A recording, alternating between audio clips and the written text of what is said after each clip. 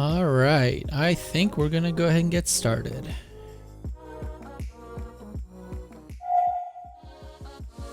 All right, everyone. Hope you're all having a good day.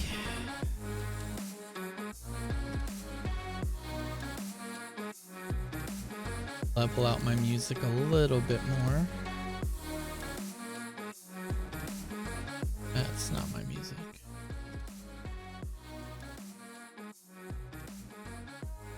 Okay, that should be good. Let me know if it's too loud or not loud enough, and I can adjust some audio settings.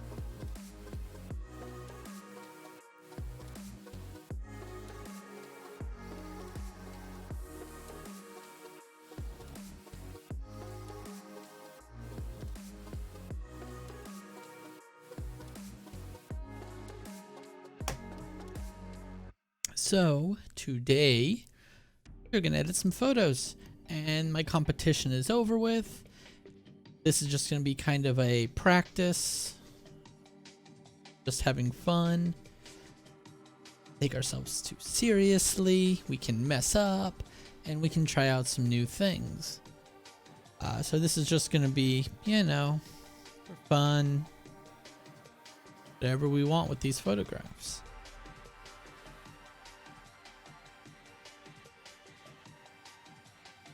I figure we'll spend maybe about 2 hours or so. We'll see how the day goes.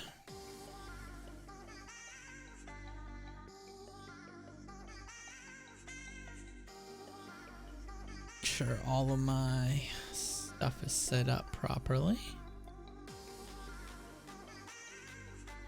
Like it is. Still getting used to making sure I have all the tools that I need.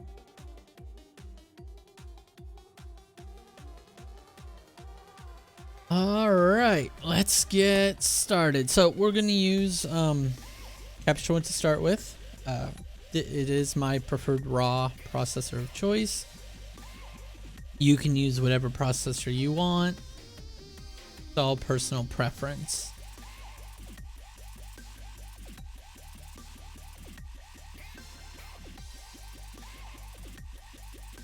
All right, so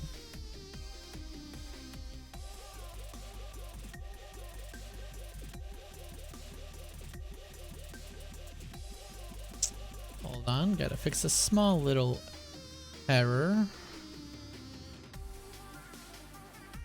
Okay.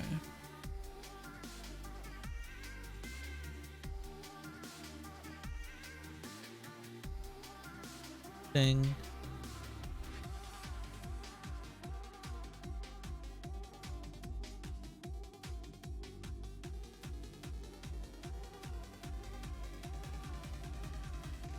All right.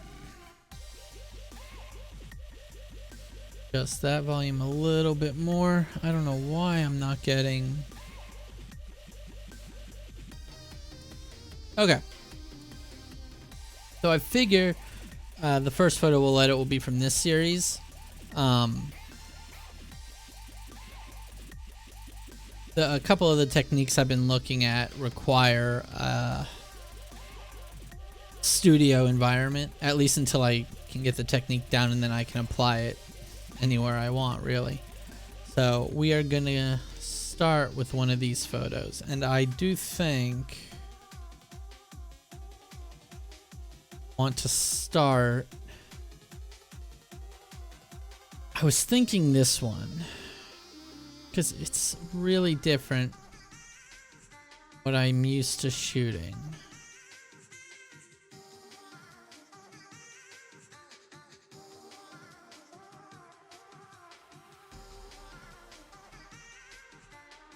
Yeah, let's go with this one. This sounds like a good idea. All right, so go ahead and start just so we can find it again if it crashes. Slide camera over there. All right, so first thing I'm gonna do to this image.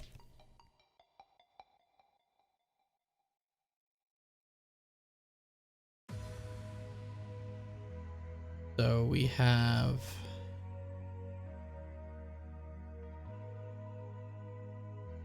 highlights and our shadows. So let's see. Okay, yeah, we're gonna get a lot of detail out of here in the shadows.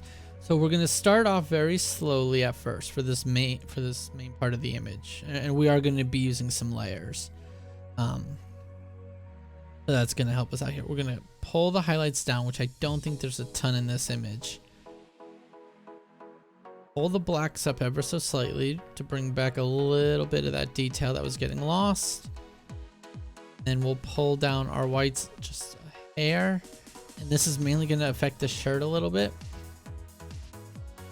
A little bit more shadow.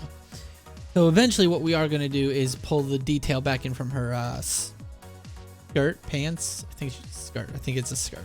I can't remember what she was wearing. This was shot way before quarantine hit. Because unfortunately I have not been able to shoot since quarantine hit, which is kind of sad. Alright. We're also going to bring down the contrast a little bit, just a smidge, because we are going to add contrast back in later in Photoshop. And I already know that's what we're going to do, so I'm going to account for it in this step so we're not over contrasting the image. Second, I'm going to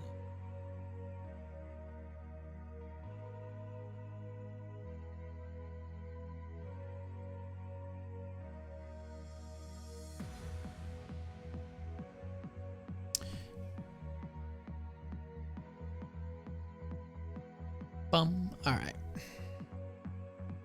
So we have that. Do I need to do anything with the color? I don't think anything with the color needs changed. I may accentuate parts of her hair, but not on this base layer. So the next thing that we're going to do, we're going to create a new layer. Now this is one of the few things that I really like about Capture One over Lightroom or Camera Raw, is that we can use layers. And they are more or less just like layers in Photoshop to an extent. So we're going to add a new layer. Let's call this one Skin Tone. Then all I'm going to do at first is just zoom in a little bit. And I'm literally going to just paint mask. We're just going to paint a mask over her. Let's raise the flow a little bit more. Make it kind of hard because this needs to be a detailed selection.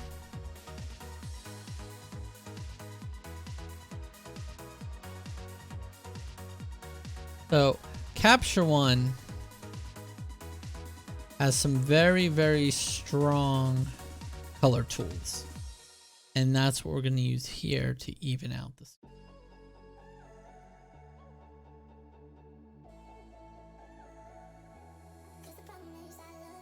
Pressure on? Yeah, it is. Doesn't seem to be registering. Not something I'm gonna worry about right this second. Use the bracket keys for now.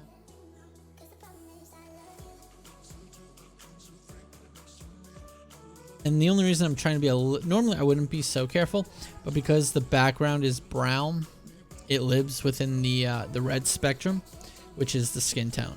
So whatever I change on the skin tone is going to affect those, which is also why I'm not going to select her nails. Don't necessarily want to change the color of her nails.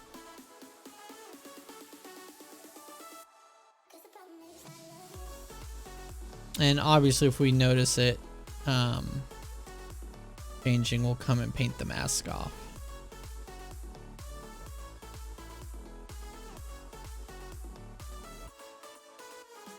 Now there is a little trick to Capture One. Masking tool. I just don't always remember to do it. But we're gonna do it.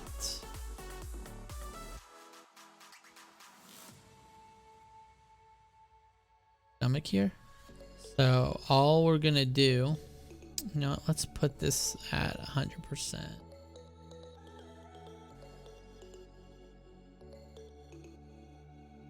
We're gonna draw a mask just like this.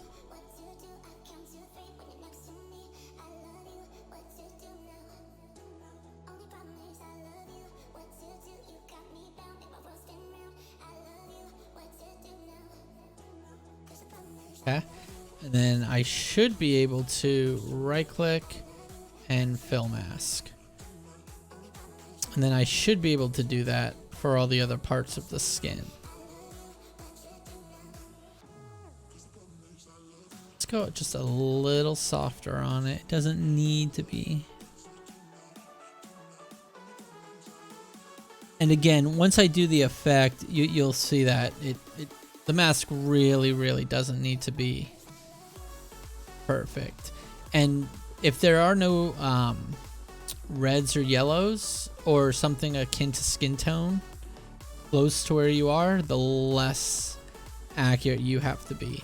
But because she's on a brown background and her skin tone kind of matches that, I want to be a little careful. And again, I'm not being as careful, and I have to paint some off after. Now, if you don't have a ton of other skin tones, things around the skin tone in the image, you don't even have to do a selection like I'm doing now. I'm doing it to make sure that it only what we do only applies to her skin. If you have an image where there's more other colors other than skin tones, you probably won't even need to do a selection. You can just use the skin tone tool that we're going to use. And all this is going to do is help us to unify the skin tone a little bit more. Most people have photographed the skin tone between their head, their arms, and their legs, and their stomach, chest area can change based on the light that's hitting it. Or in females' cases, makeup. So most females, their face will be a different color than their body, just because of the makeup they apply to the face. And so this is just a simple way to quickly even that out. I know it doesn't seem like it's quick doing this whole mask, but when we even out her skin tone, you'll kind of see why this step was kind of important. Careful around the lip area.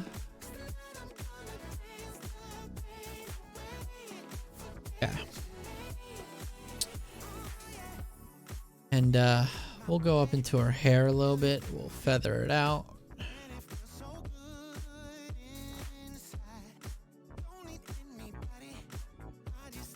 Yeah. Alright, we'll turn the mask off.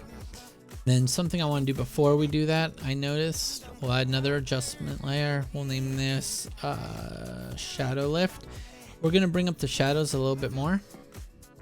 Certain areas, like around her hand there. Let's zoom in. Grab our brush. Yeah.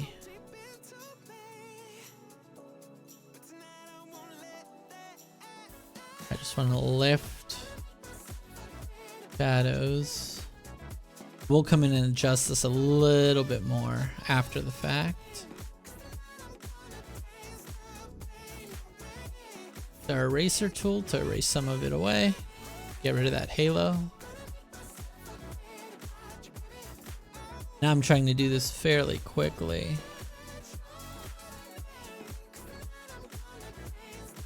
Usually with pressure sensitivity I can do this a lot faster, but for whatever reason it's not working. See why. There's always something not working. Gotta work through it.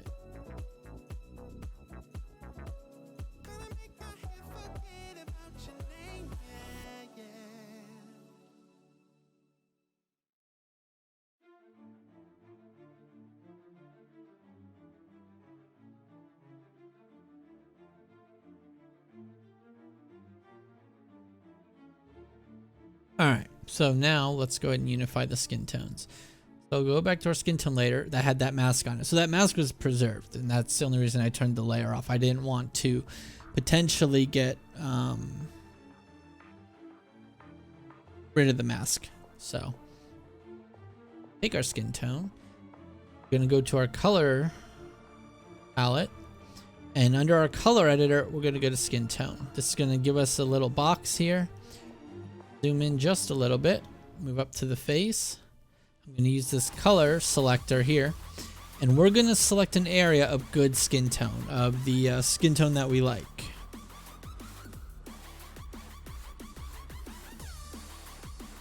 All right. So let's see. I want to make sure it doesn't get the makeup blush area here. The area right here, cheek seems pretty good. We could use her forehead too. That's pretty good. All right, so now I'm going to click on view selected color range. And what we're going to try and do is limit, which we technically don't need to do. If I go mask, we have it masked. So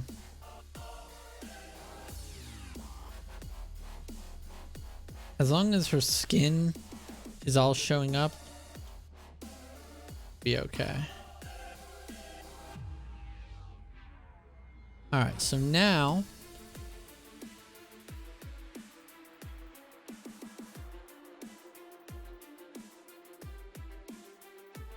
okay, so if we turn this on, yeah, see, it would have pulled in all of this background, and just limiting that may or may not have been the best thing.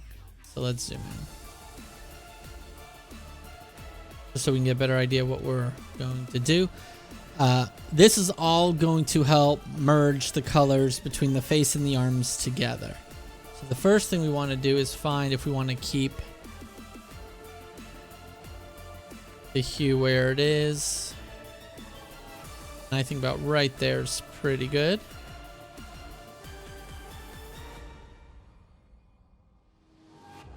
Just that. Lightness will bring up just. All right, so now the big part.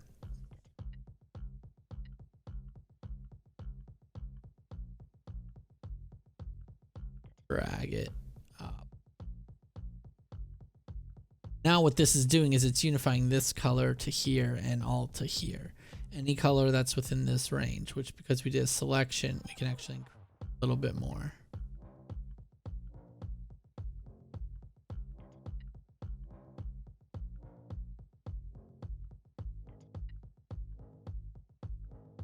Turn it off and back on just to see what kind of what we're a little bit more towards the side. Just this.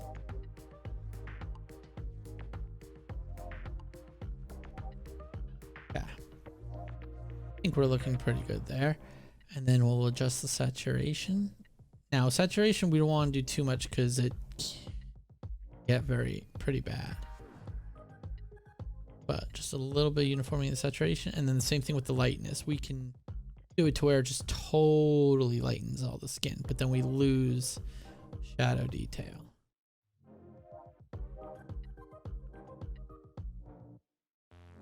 All right, you can see on a global scale before and after. So notice here on her arm, now it's a good skin tone. Here, if I turn that off, a little too red, and the red just doesn't look good. That back on. We have our shadow lift layer here, which we're actually going to reduce that opacity a little bit. I'm okay with the deep shadows. All right, so then we're gonna do the skirt fix, call it. That's going to be where we take the skirt and we lift shadows. So going back to our exposure panel. Now this is one of the other few things I love about Capture One, and I'm not sure if Lightroom or Adobe Camera Raw have instituted it yet. Anything I do on a layer, I can use any tool in Capture One. Any tool. So I can use any of my exposure tools. I can use any of my color tools. I can use any of my detail tools. Anything within any one of the layers.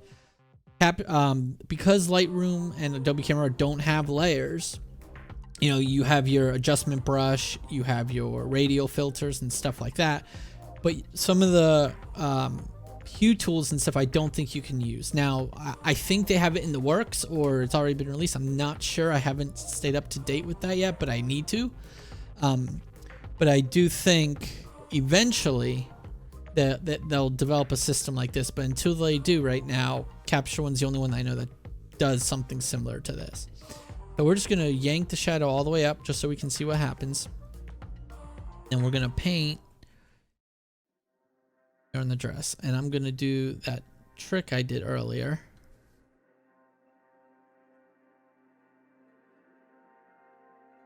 Cover the edges. Create an outline. Because this is black, I'm going to try the auto mask feature.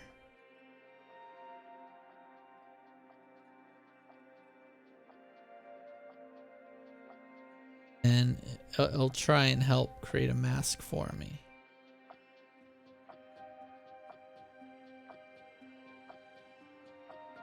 And we're just going to use this to bring a little detail back so it's just not so blocked in. I'll come back to that part in just...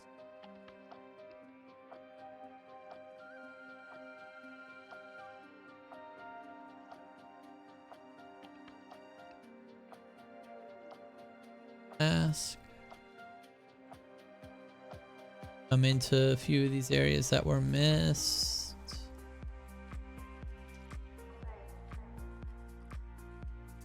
So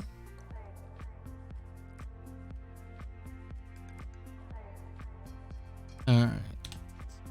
So now you can see we've got some detail coming back into that dress of hers. Play with that. We'll actually bump up the whole exposure of it. We'll pull the saturation out to make it black. And ever so slightly dip the blacks in. I don't think there's any whites or anything in there that we can affect. May throw a little contrast in there too. That brightness a little bit. Oh. I just want a little detail in there.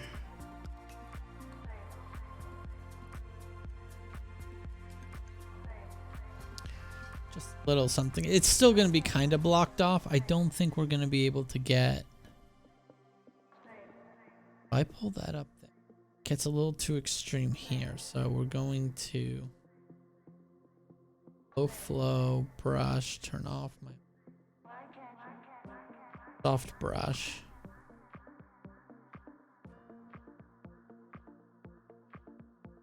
Soft eraser, low flow.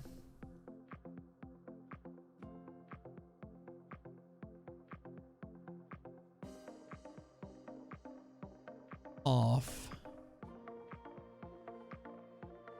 Now I'll give us a bit of an evening.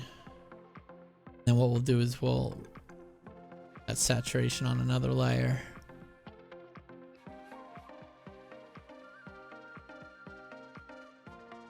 All right.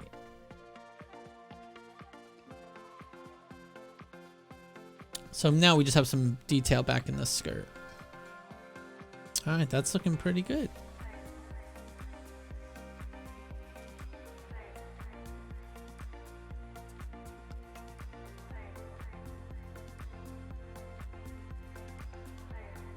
All right, so now, I think this is a good starting place for the image. And then we're going to institute a couple more layers of adjustment. So I'm just going to fill that so it fills the whole mask. For just a bit of brightness in there, just to brighten it up just a little bit more. All right. So now what we're going to do is we're going to create a clone variant. And what that does is it will take the image and do a direct clone of it. Actually, I don't think I want to do that. I think I just want a fresh variant. So let's go ahead and delete that. We'll come back to the image. Variant. So what the new variant does as opposed to the clone variant. The clone variant clones everything you've done to the image up to that point. New variant just creates a virtual copy of the original image with nothing that you've done to it. So what we're gonna do is some extreme stuff. We're gonna pull up the shadows all the way. Pull our whites all the way. We're gonna pull our blacks up all the way. And we're gonna pull our highlights down. This looks super weird. It's super bad. But you'll see what we're doing in the end. We're also going to pump up clarity a bit. And then I'm going to find my noise reduction.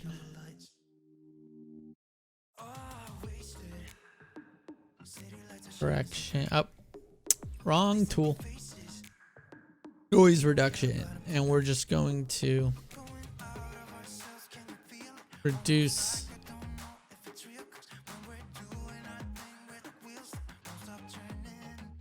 much of that noise as we can.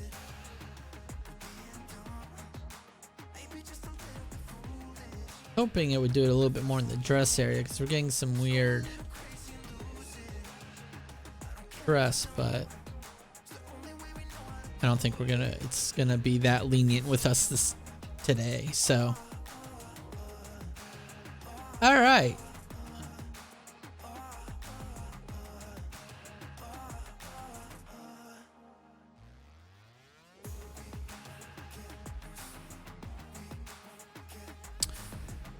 So I think good here. So we're gonna take both of these images.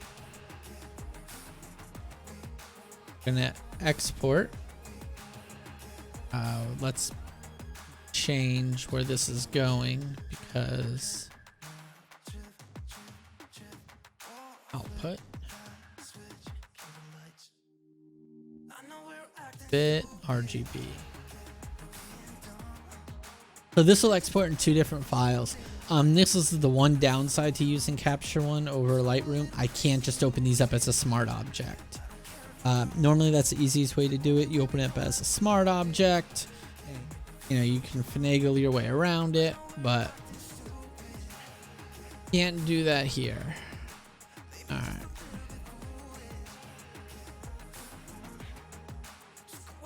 So what we should be able to do in this instance, right? This layer looks positively god-awful.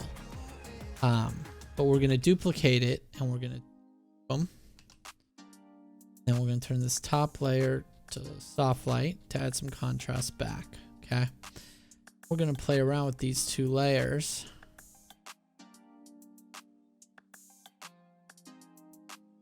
We add a little something back.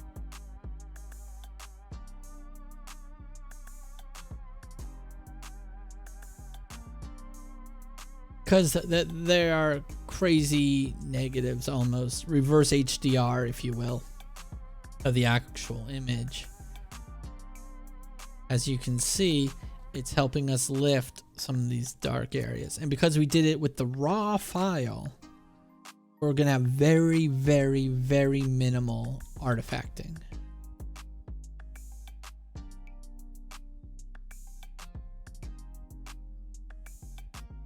That's pretty good. Just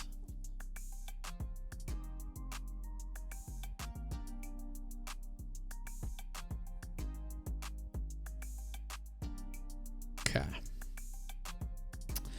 And since I don't need that anymore, I'm going to go ahead and close Capture One. Do is create a snapshot in the front, and then we're going to create our cleanup layer, and we're going to start our skin cleanup. Or anything cleanup, really. Doesn't have to just be skin. So for this, I'm going to use my healing brush tool. I like to use my healing brush tool on the skin. I use my spot healing brush tool on hair and the background if I can get away with it. I just like using the healing brush because I'm able to tell where to pull the good skin texture from that I want to blend. That way, if you get into an area like up here in the forehead area where there's usually a lot of smaller bumps and whatnot, you can tell it. I can tell it to pull from here to clean that out rather than it trying to determine what to. If there's blemish surrounded by a lot of blemishes, it's just blemishes there. not going to know that you're trying to clean it up, because all it's doing is trying to match over. Whereas the healing brushes, I tell it I want this skin texture right here. And we're going to fix all of this in frequency separation. I just want to get rid of some of the larger issues. This way we don't have to do as much work in frequency separation. So what this allows us to do is we're affecting texture and color right now at the same time. Separation, you have to do them independent of each other. That can sometimes take longer. So we want to take care of what we can take care of in this step first.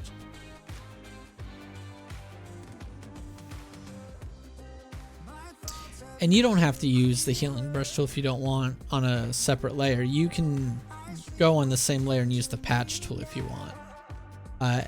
Whichever healing or cleaning tool that you're most comfortable with is the one that you should be using. Just because I'm using the healing brush doesn't mean that that's what you should be using. There's no right tool for this job.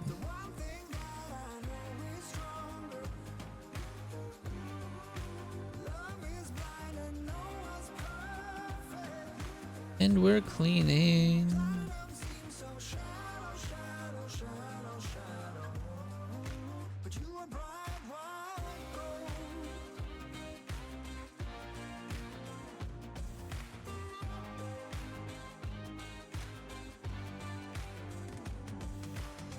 Almost done with the face.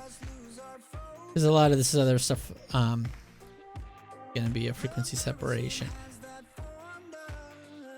Now, normally I have conversations with my models or anyone who I'm shooting about moles, birthmarks, scars, whether they want to keep them or not. As this is just a practice file, I'm not going to worry about that. I'm going to remove everything I can to give me the best result. Plus, I know she doesn't really care.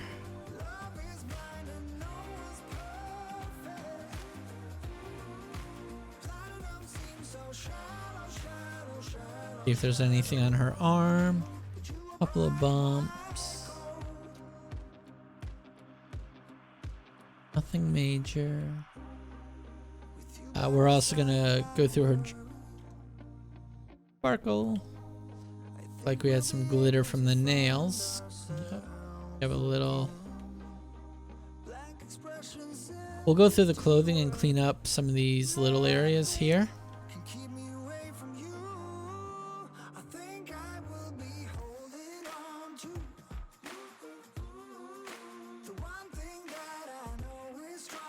Normally for clothes, I'll use the spot healing just because it's so much faster. Okay. Now, one thing we are going to do is get rid of this word going across the shirt. So let's go ahead and see if we can do that in this step. If we can't do it here, we are going to do this step in frequency separation. But let's see.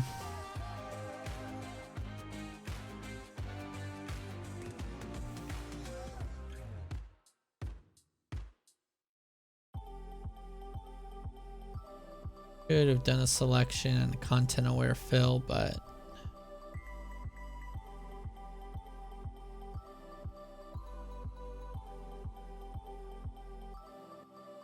doing a fairly good job.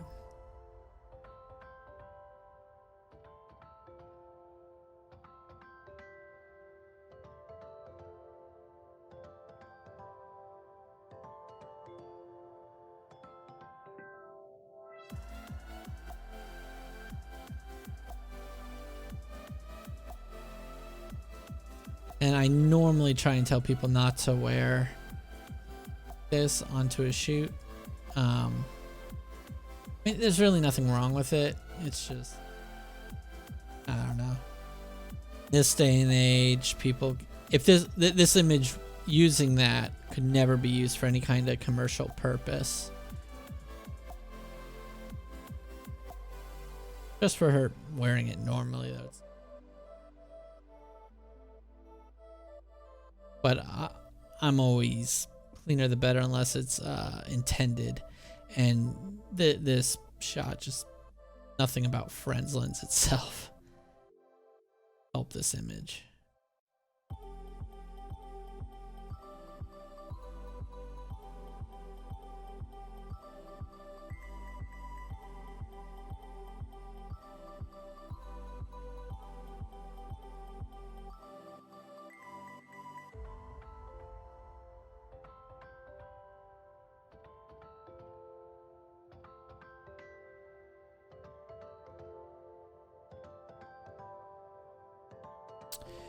Now, something I've learned while doing this also is as you do it, your eyes don't adjust to it very well, and you can potentially still see where you've cloned over stuff. So sometimes what you want to do is make sure after you're done cleaning something up, step away for a minute, go work on something else on the image, and then come back to it and see if it looks messed up. Because like visually I can still see where friends is. I know friends was supposed to be there, so my brain's telling me that there's something wrong. But if I were to ask someone to come look at this, see anything wrong, or most likely they wouldn't see anything wrong. I am seeing some smudging patterns, which you'll be able to get rid of some of that in frequency separation and smooth it out if need be. I think it is going to be. What we can actually do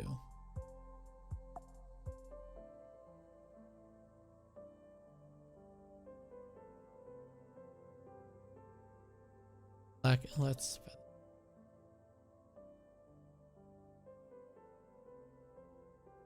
selection of this area just because it's a little jaggedy. Edit content aware. And then looking at the preview, that looks pretty good. Healing, get rid of some of these artifacts that it introduced.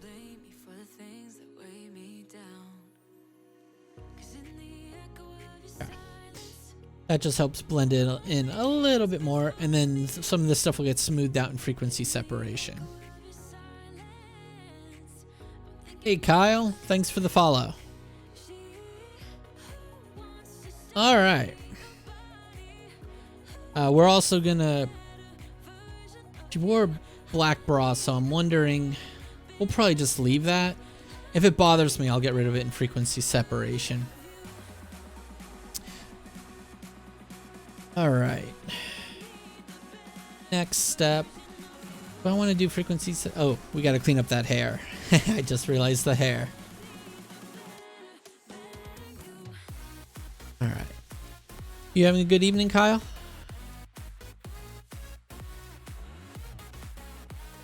All right. So for here, just to make it easier, we're going to use the spot healing brush.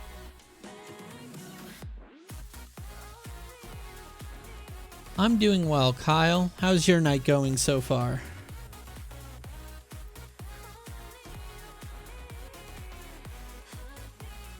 Glad to hear it. Alright, let's get this hair cleaned up. So for hairs and stuff, I always find the spot healing brush does a good enough job.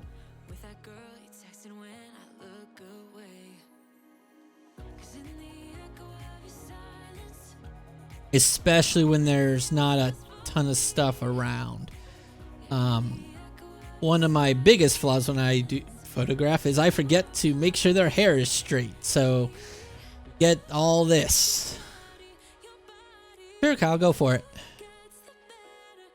I am here to help.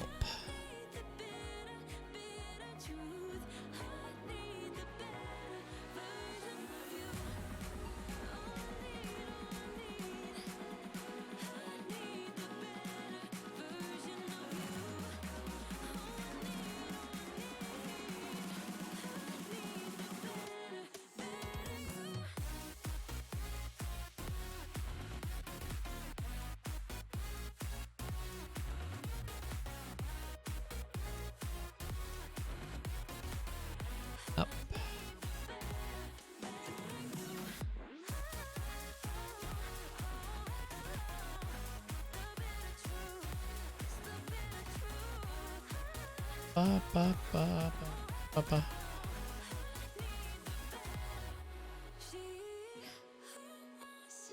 Let's see.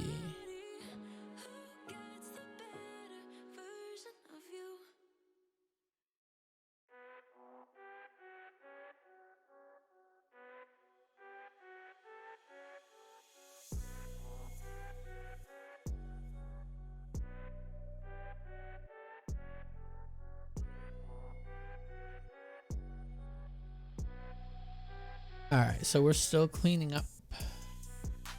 Hello, Ashley. Welcome to my channel. I am doing fairly well. How is your evening going?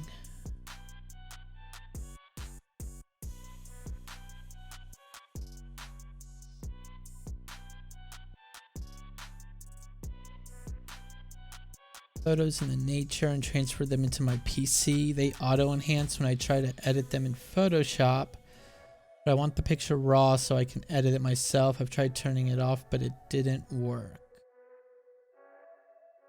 Okay, so you're using the neutral, by nature, do you mean neutral setting out of the camera, Kyle?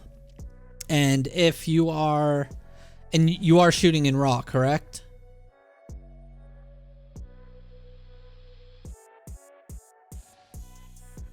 Because if you're shooting in JPEG, the camera applies some pre-editing. So if you're shooting in RAW, what could be happening?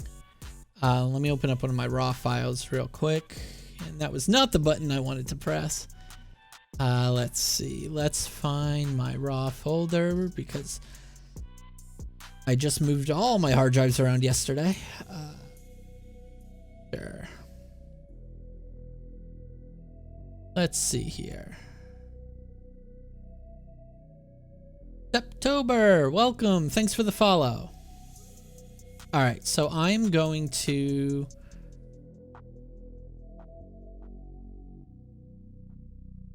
All right, so I'm going to bring just another photo in, just a random photo. Okay. All right, so I bring this photo in. Now, what could be happening if it looks like that there's something being applied to it, it's one of two things. If they're doing it directly through Photoshop, make sure there's not some kind of weird XMP file here, which is pre-applying settings. Okay. The other thing that could be happening is right here. It could be applying a profile. So what I usually do, if I don't want this profile, like it's applying an Adobe Color profile to the image. So if I change it, you'll see that the image is going to change on me based on the profile that I'm using. Okay. So what I could do is I could go into Browse, which is what I usually do. And then I can go into camera matching and I can match it to the setting that I shot with in my camera and start there. Does that make sense, Kyle?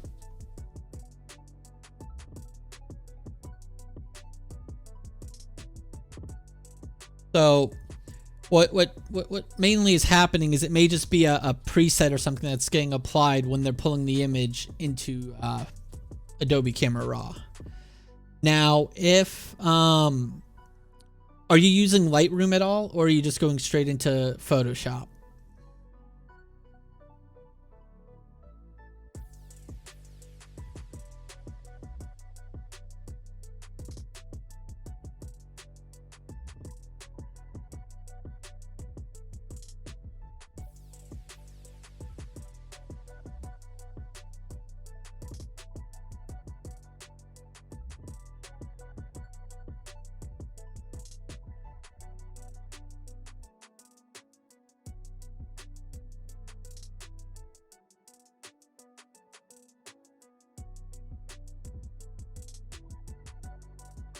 Just Photoshop. Okay, so you're editing in a Adobe Camera Raw.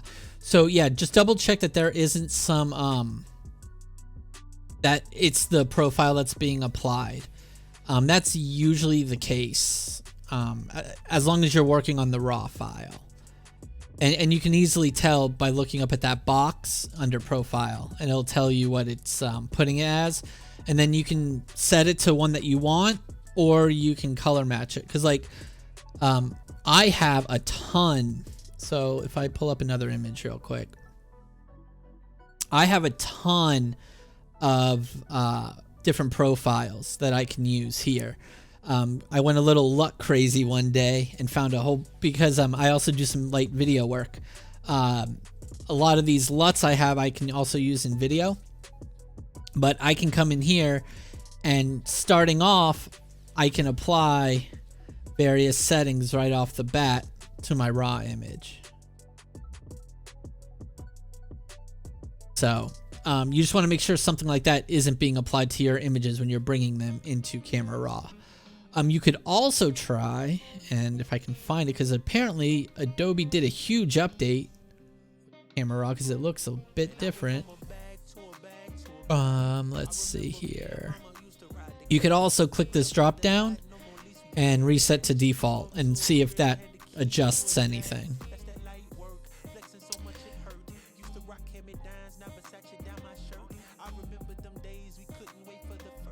Because usually when something like that is happening, it's some preset is being applied. It used to happen to me all the time in Lightroom. I accidentally had a preset being applied on import, and it just kept screwing me up. I almost cut her into her eyebrow there.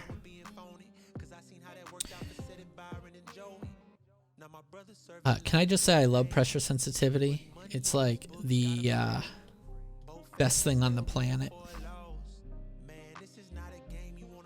Alright, and my layers are getting a little long, so let me shift my camera.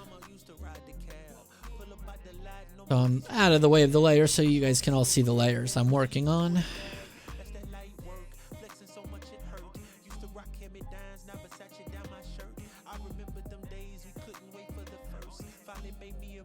Alright, I think we're good there with the hair. So what I just did with her hair, and we'll liquefy her hair to give it a little bit more volume.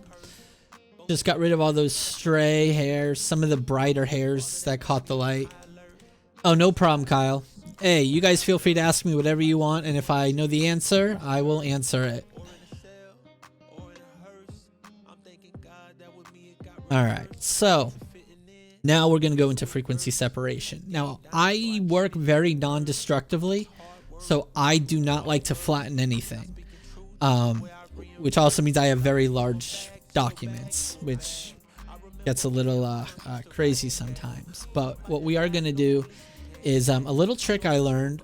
It helps so that you don't slow down when you're working. And you can keep all the layers non-destructively in case you have to go back a few steps. So what we're going to do is go into our image, duplicate, and it doesn't matter what the name is. So it's going to duplicate that image. We're going to go to layer flatten. And now I have a nice flat layer that I'm going to run frequency separation on. So I'm going to run my frequency separation action. I'm going to zoom in just a little bit so I can get a better view of her skin detail. Actions, frequency separation. And then I'm just going to look to where the detail is starting to disappear from the skin. So what that's going to do is throw the detail onto the top layer and keep all the color information on the bottom layer. I think with this image, I think 5 or 6 is going to be the best.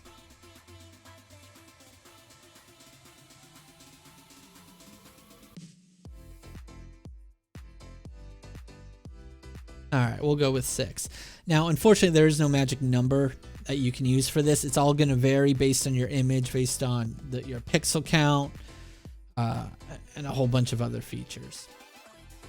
So now I have two options. I can either edit in this document and then drag my frequency separation layer over when I'm done, or I can go ahead and do it now. Because I don't have a lot of stuff in the other document, in my main document, I'm going to go ahead and just drag it over now. And that's been doing that all day to me. So we're just going to put this in a window. And then all I'm going to do is take my frequency separation, hold down the shift key, and drag it over. And then I'm going to close that window. So now I have my frequency separation. All right. Now, the black and white layer is something that's new to me, mainly for this step, because what it will allow me to do is edit the shifts, the light shifts in the tones, without letting color distract me from actually editing. So what I mean by that, we go into the face a little bit. Without the black and white layer, if I paint, you know, I can actually now see all the little shifts here, right? With it off, some of those shifts become harder to see. So we're going to leave that on. I am going to turn the detail layer off. So what we have now is we have our detail layer, which is all the texture. And then I have my main color layer, which is the color. What this is going to allow me to do is to smooth out all the various transitional areas and clean up the skin. So to do that, I'm going to use my mixer brush, and I can't remember where I got these settings from, but they seem to work very well. So feel free to copy those settings if you want. And then all we're going to do is go into these various areas of transition, and very slowly and carefully we're going to blend them together. Now this process is a little little time consuming. If you're doing a wedding or something, maybe I would do this on the couple's main images, but I definitely wouldn't do it on everything. Very intensive, and based on the image and the person's complexion, and it can be somewhat time consuming. Also based on how far you want to take it. So what I'm looking for are the transitional areas I want to blend together. And wherever you click is kind of where it samples.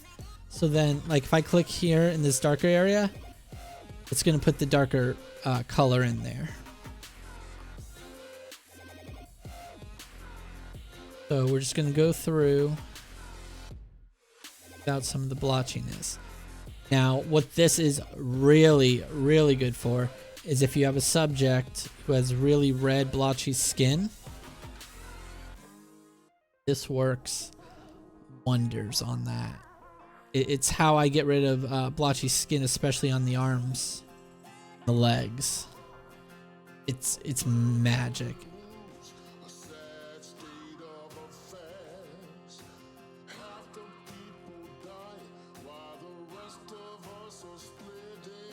So we're just smoothing everything out, trying to make sure I keep the shape of everything. This is one of those few steps where you can really change someone's face, and sometimes for the better, sometimes not.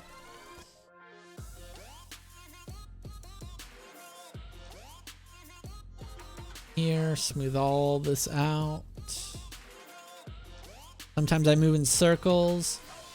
Depending on what I need to clean up. I try and make sure shadows stay where shadows need to be.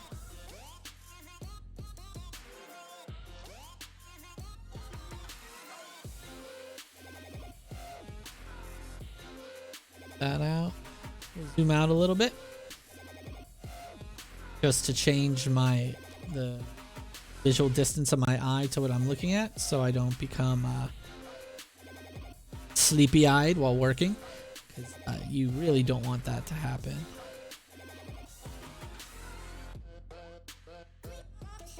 A couple areas here. Now we'll come into the neck area.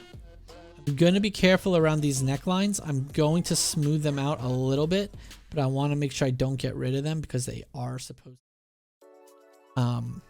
The easiest way to find a fake photo is when certain things that are supposed to be there are gone. Lightening them up is okay. You can lighten them up. That's perfectly fine, but you don't want to get rid of them because then it looks fake. exactly what we don't want. Again, we're just blending the colors together. All right, so now as you can see here, this is what I mean by blotchiness. So we have quite a bit of blotchiness in her arms right here. So what we're gonna do, just following the light of her arm, because I want to make sure I don't lose that definition. It's going to very slowly blend blotchiness in. Then if we get some weird transitional shapes out of it, we'll go back after the fact. Also, arms and body are a lot more forgiving when it comes to this than the faces. You can make someone's arms or body look semi-fake and people won't notice. You make someone's face look fake and they're going to know right off the bat. And that's only because we're so used to looking at people's faces all day long that our eyes and our brain tell us that something's wrong. Also, the reason you don't see me adjusting my brush size so much is because I am using a Wacom tablet with pressure sensitivity. If you don't have one, you want to make sure you adjust your brush size as you do things. Excuse me. I just know that I don't have to because I'm just adjusting my pressure. So here too, you know, we have a little bit of splotchiness on the stomach, and this isn't, you know, bad skin or anything. It's just when you shoot someone with a light, like I do, you see different pigments, different skin. Also, this wasn't the first shoot of the day, so, you know, happen. We could have had some makeup running, or, you know, before this shoot, she could have been laying on her stomach, so now she had, you know, a little red from that. So, splotching this happens for a bunch of different reasons. It could be that it was cold in the studio, which I know it wasn't on this day because I almost broke a fan with one of my lights, which was actually pretty interesting when you're just moving a light and all of a sudden you hear a dit. Yeah. Luckily the light was okay, and the fan suffered only minor damage.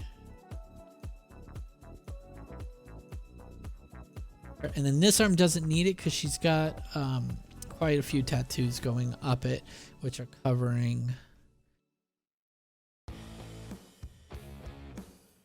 All right, so just on the color layer, before and after. Oops. I need to put that on. So this is the cleanup, and I'm noticing a little bit of an issue, which is also why I do the before and afters right here.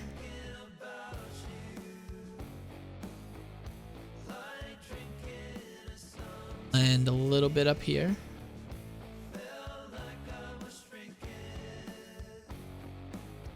Again, I'm using a much smaller brush, so I'm only getting within this area. Even though the brush looks this big, like it's touching over here, it's not, just because I'm not using as much pressure. Alright, so now that we're done with that part of frequency separation, I'm going to turn the texture back on. Then we're going to look at it. A couple of before and afters. Let's just set layers.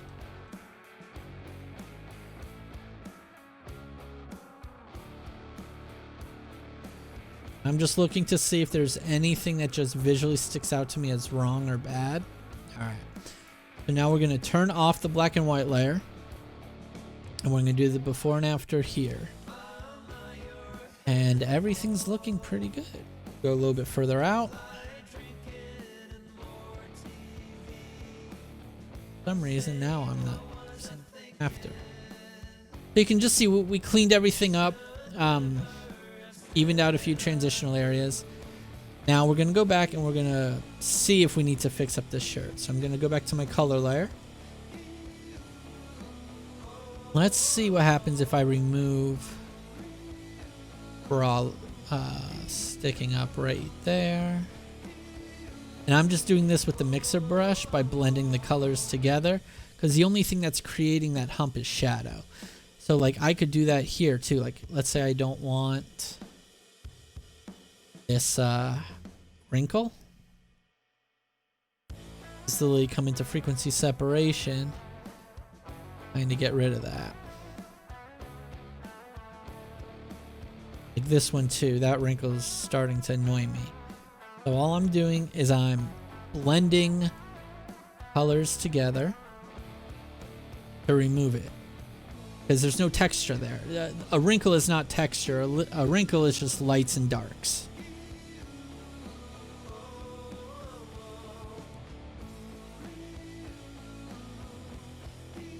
So we're just gonna blend that a little bit more. See how this looks when I turn the texture layer back on. Now there may be some things on the texture layer we have to clean up there. Like this line right here. So all we're gonna do for this, because this is a texture layer, this is actually fairly simple to clean up. There's two ways to do it. One way is the patch tool, which I don't necessarily like. The other way is using the spot clone tool. I think it's just called the clone stamp tool. Clone stamp tool. Okay. So the only thing you want to make sure of when you're using the clone stamp tool on this layer is your sample needs to be the current layer. If you leave it on current and below and you go to sample and draw, you're going to get some very weird effects and you don't want that. So you just want to go current layer. So we're just going to come in here. We're going to find texture that I like. So like right here on the shirt. And we're just going to paint over the offending area. And you don't have to be super careful because you're not dealing with any color. All you're dealing with is the texture. And what this allows us to do is transfer some more texture of the shirt back into areas where it may not have been. And we are actually going to do a texture noise layer on this, I think. Add a bit more texture to it.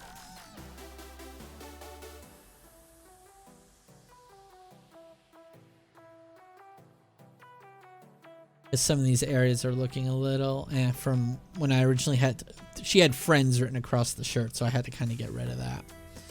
And in certain areas it just totally took off the texture. I don't think I want to put all of this there. Yeah, I don't think I want to do that. All right, so what we're going to do is we're going to try a noise layer and see how that works. So I'm going to create a new layer. Oops, that is not what I wanted to do. Alt new layer. We'll just do it on normal for now. Actually, I think I need soft light to fill it with gray. And we're going to go filter noise, add noise, Gaussian and monochromatic. And that looks about good. Then holding down the Alt, we'll put a layer mask, which gives us an inverted layer mask. Then using the normal brush tool, make sure you're not still on the mixer brush. We're going to paint white the areas of the shirt that we need texture back. What this should do is just a nice bit of texture for the shirt. Again, we don't have to be super, ooh. Opacity should be 100. Flow should be like 10.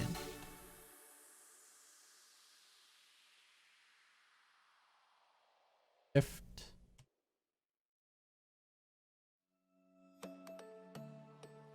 Things with Photoshop keep changing. All right.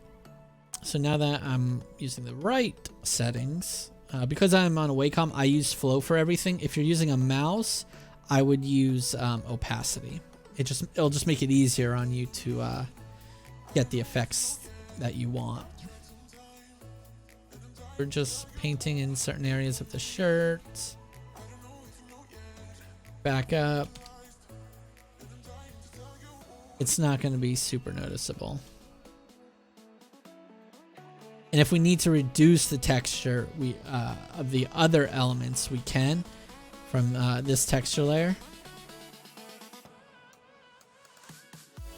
Actually do, but we'll see. All right, so one other thing we are going to do, I think we may clean up the shirt a little bit more. Going back to the shirt layer in the mixer brush. I do spend quite a bit of time in frequency separation, as you can plainly see, because I've been in it for, what, at least 25 minutes now. Because it's very versatile as long as you know what you're doing. And and I still don't know 100% what I'm doing. I'm still playing some by ear and just, oh, will this work? Oh, will that work? Oh, will this work? So a lot of it's trial and error, but it's all practice. These techniques take quite a bit of practice, but they are powerful. Especially when you kind of need to get things done quickly. So I'm just going over a little bit broader. I'm just blending things together.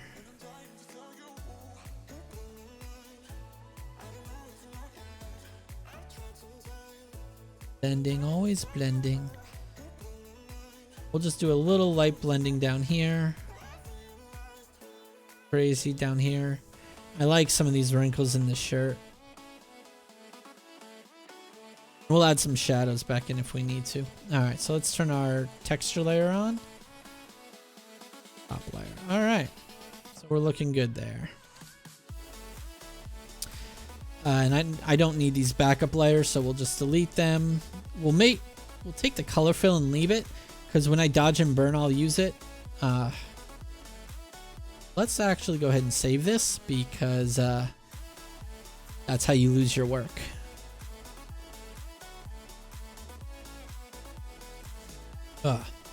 So is anybody editing photos right now also?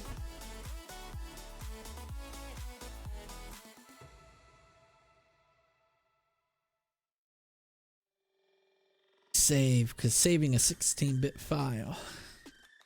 Oh yeah? What kind of image are you editing? Portraits, landscapes, animals?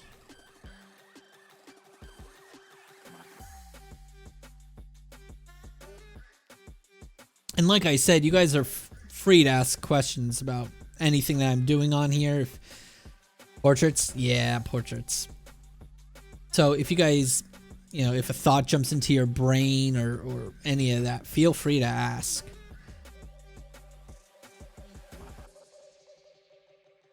All right.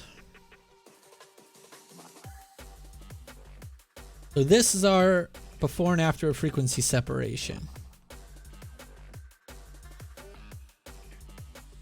So now that the cleanup is done, what step do I want to do next?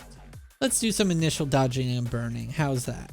So for this, what we are going to do, take a curves adjustment, and just so I can see what's happening, I'm going to make it super bright. Okay, so this is going to be a if you've heard the terms micro and macro dodge and burn, I think of this more as a general dodge and burn.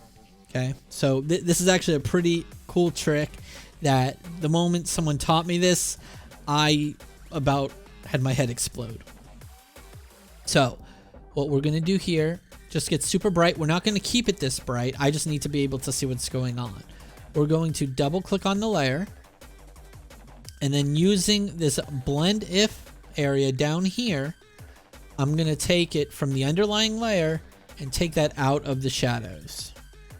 Okay, so what these sliders represent are our shadow area and our highlight area. So what you can use these to do is tell a layer to affect one area or not affect another area. Ooh, excuse me. Probably shouldn't be drinking soda, but it's so good. All right, so what I want to do is I want to take the light out of the shadows, because I don't want to lighten the shadows. All I want to do is lighten the pre-existing highlights of the image. And to do that, I'm going to hold down the Alt key, so it will split the shadow slider, and I'll drag it all the way over. So what it's doing is it's fading it out of the shadows and only leaving it in the highlights. So if I turn that curves layer on and off, it's only affecting the brightest parts of the image, the lighter parts of the image. And now what I can do is bring this back to 0. Slowly bring it up just to give it a little pop of light into those areas. Now I'm going to do the same thing but in reverse.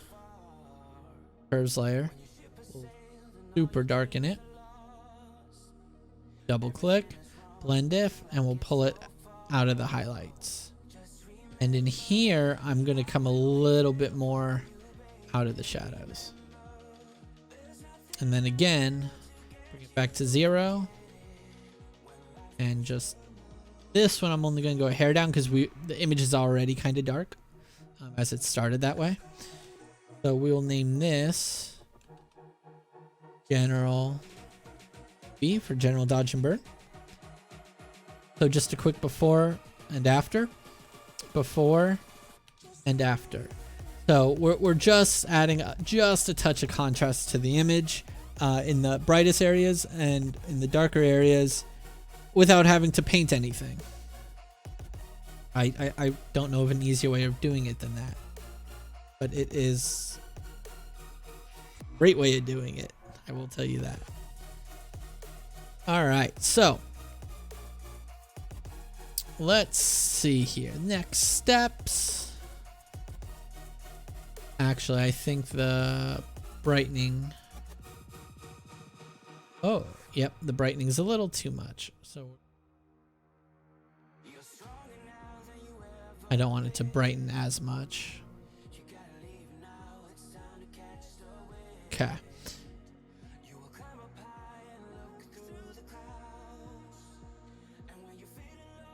Now, let's do some, I don't really need to mess with color, I don't think. Her arm's a little saturated over here. Saturation down a little bit. Invert the mask, not mask it out. Well, we are going to mask it out, but we're masking it in. Select our normal brush. And then we're going to paint white since we're on a black mask. Just to lower the saturation in this dark area. I just don't feel like there should be a ton of saturation. There we go. That looks so much better already. It's a very subtle change, but it makes a world of difference. Sometimes it's the subtle changes that matter more so than the broad changes. All right.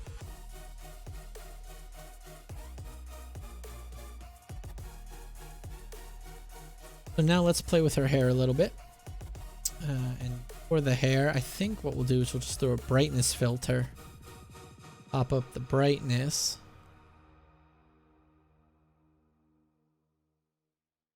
That mask again. Hair.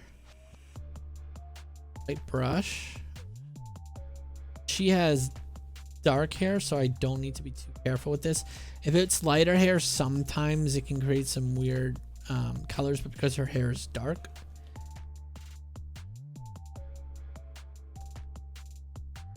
we are gonna burn down scalp. That's just gonna pop that red a little bit in her hair. So let's go ahead and do a little burning there while I'm thinking about it. So I think herbs for this. Now we're gonna do just a blank layer on soft light. Set our brushes black. 5% flow.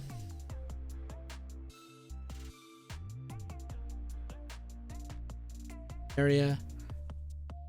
Soft light. It's just burn things down. Highlight down just a little. I don't usually like to burn highlights down, but it will take away from fact. And then we are going to come in there. Duration. That will not do anything.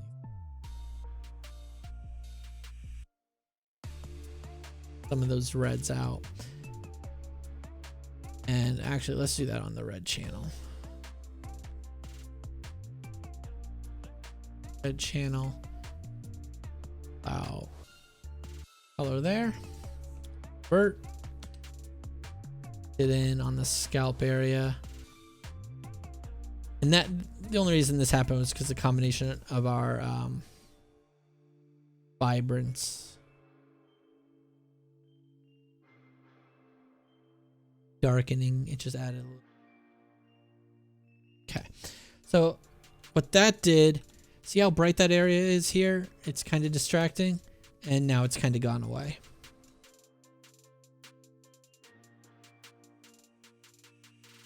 All those together. Now, normally this is where I would work on eyes, but her eyes are closed. But what we are going to do is probably, and I don't, makeup is actually really good. We are going to darken a little bit on her cheek and maybe darken her lips a little bit. You know what? Let's adjust her lips a little bit. So I'm just going to use a normal brush on a normal layer. Let's actually sample.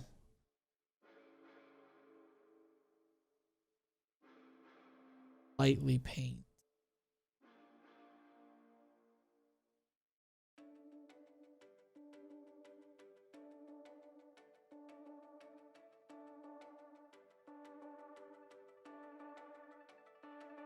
Color. And see what that does.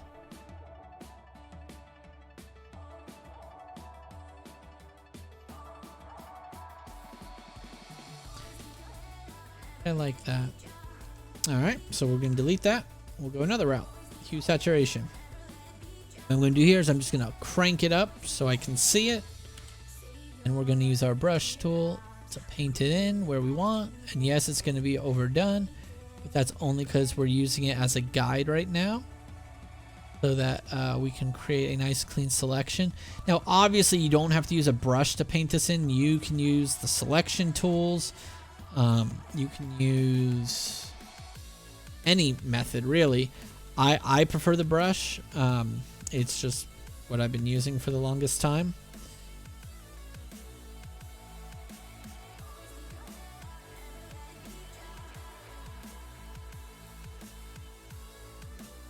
And it just works for me. Alright, so now what we'll do, we'll reset it so it's not that crazy orange color. And we are going to bring it up a bit. And we're going to move this slider around until we get a color that we want. Maybe we darken it a little bit. Pull saturation up a little bit more.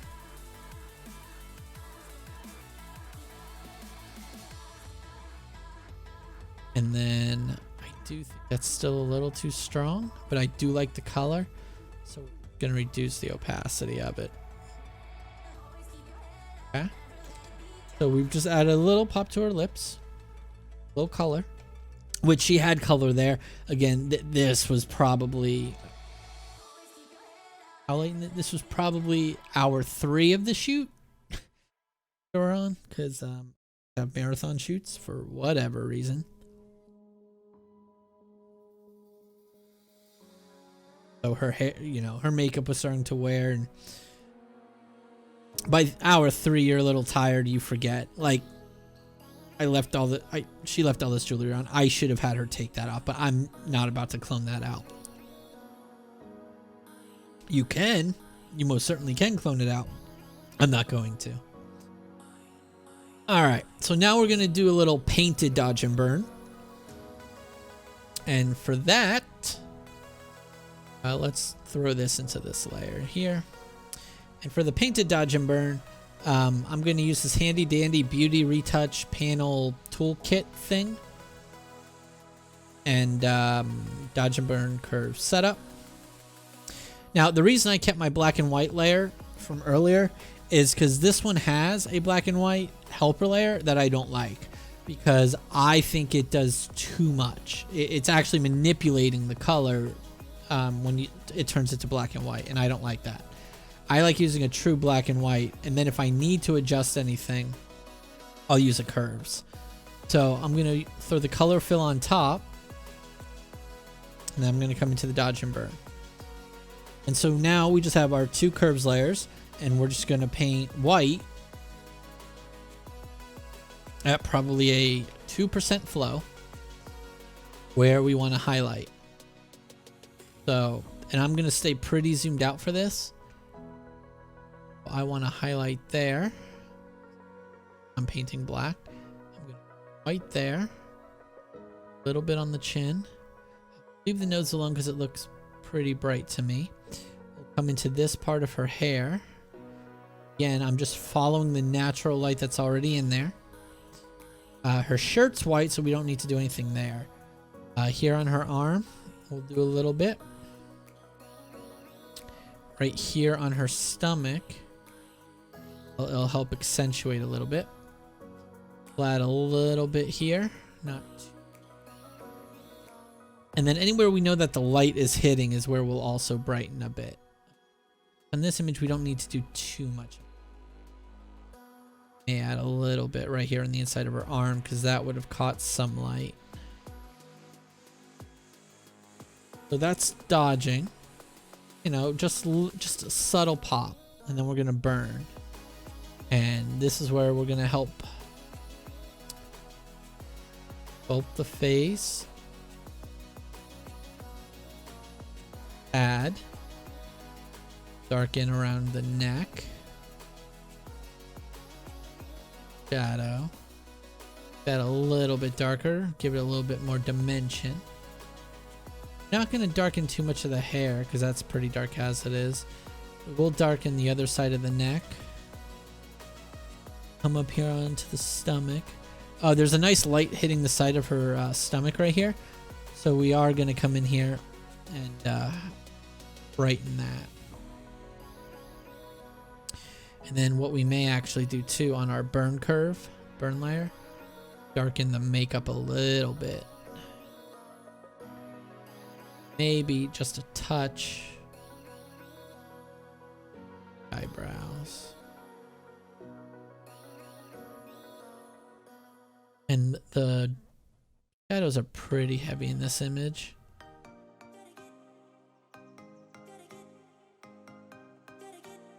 We'll add a bit of shadow back here just for a little definition. Back side of the arm.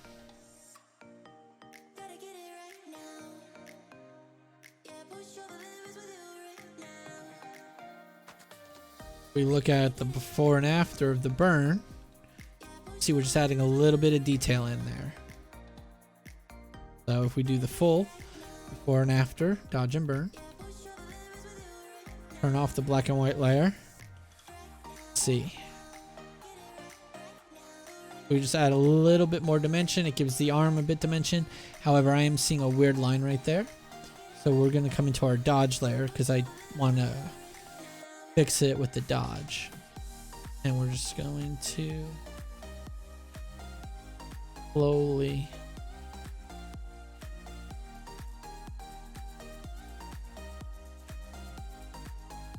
okay.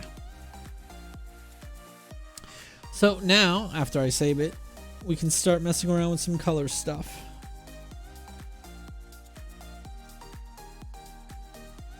So I think the first thing we're gonna do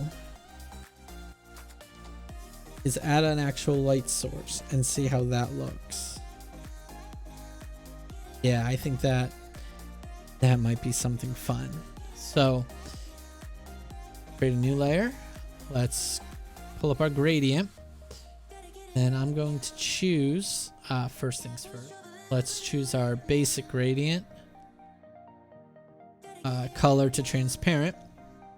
Then I'm going to choose the color that we're going to use. You know what? Actually, I need to do something to the background before we do any of that. All right, so what I'm going to do is I want to separate my subject from the background so I can manipulate the background independent of my subject. So we're going to take my subject. I just did a Control-Shift-Alt-E to create a snapshot. And then we're going to go into select subject. I just did that by hitting W to go into any selection tool. It's going to give me a quick selection of my subject. If you want, you can come in here and clean this up. I only do it around the hair area. It's not super important because you're not actually removing her from the image. So there can be a little jankiness to it. It's hurt anything.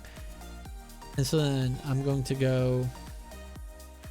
Then what we do from there is we just duplicate. So now we have her on her own layer. Okay. So then I'm going to turn her layer off. Come down to my background layer. I'm going to hold Control and click on her layer above to reload the selection. Then I'm going to go into select, modify, expand that by about 2 pixels. Actually, no, last one. Well, let's expand it by another 2. 4 pixel expansion, just so it's more or less off her body. We'll have to do some cleanup when we're done with this, but that's okay. And then we're going to go to edit and content aware fill. What this is going to do, as you'll see in the image over here, it more or less got rid of her. I'm seeing some little areas right there that's problem areas, but we'll fix that here in a second. So what this is going to do is give me a clean background. It's going to allow me to manipulate the background so I can darken it, tone it down without having to mask her out every time I try and do that. Okay. So all I'm going to do now is so I can create a flattened background layer, but I want to preserve my original image just in case. I'm going to duplicate it and then merge it with that clone that was just created. Okay. Then using the patch tool, which I do like the patch tool for this, I'm just going to come in here and the edges that it didn't clone, because again, that expand, I haven't gotten the expand tool to work 100% yet. And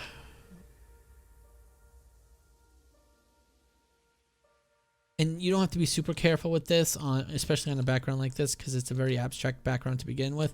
Plus, when we're done, boom, she goes right back where she was originally placed. Like nothing changed. Excuse me. All right. So now we can manipulate the background. And to do this, I'm going to create a folder to put all my effects in. So first things first, let's go to curves. Darken it ever so slightly.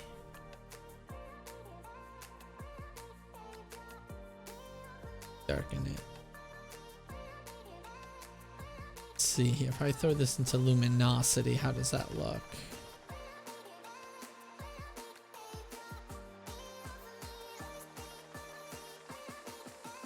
You know what? I don't think it needs to be darkened there. I think just maybe the highlights toned down. And we're actually going to do something else too to pop her a little bit more.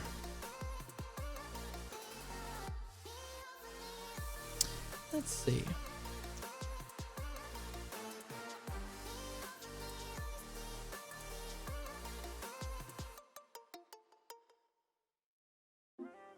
Brighten it up a little bit. But only in the shadows. Slider, and we're going to pull that out of the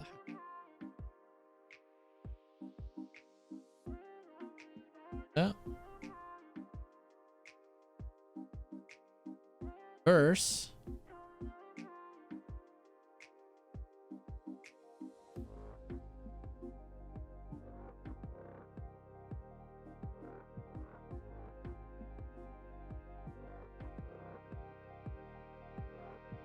That just gives us a less distracting background. We're bringing up some detail in it, which is nice. And then what we're going to do on top of all that is do, I believe we'll just do a gradient in here. Oops. A radial gradient. Put it kind of by her head. And we're going to just do a straight black and white.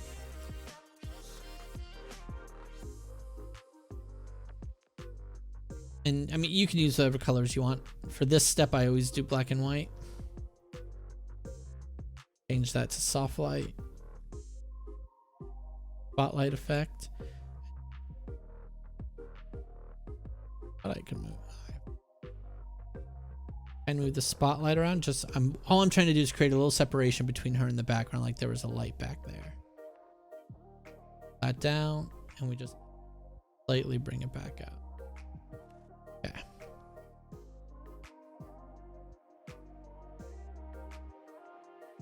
Look at that difference. So now your eye is going straight to her.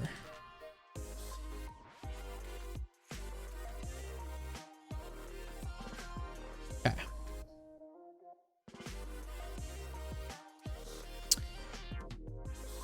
Group all those together in case we need to go back and do anything. And now we'll try some color stuff as soon as this finishes saving. Which what we're going to do now is separate it into a separate document. And this will allow us to work a little bit faster because all these layers are going to start eating up memory and speed, mainly because we're working in a 16-bit file, which is a very large color space.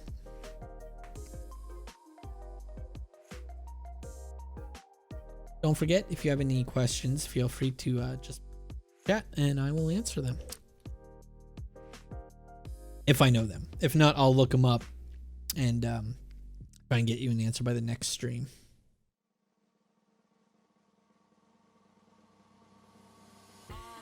Five. Nope, not 45 yet.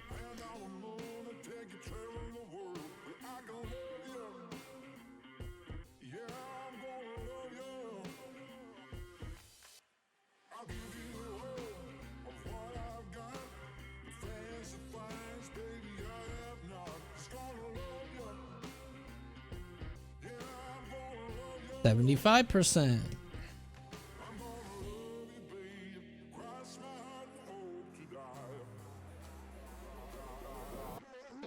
All right, so what we're gonna do, copy, we'll call this, not copy, save as color.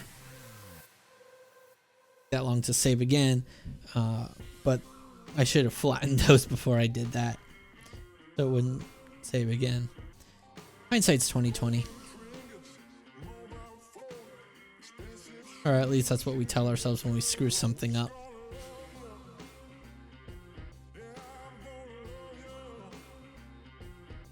Bum, bum, bum, bum, bum, bum.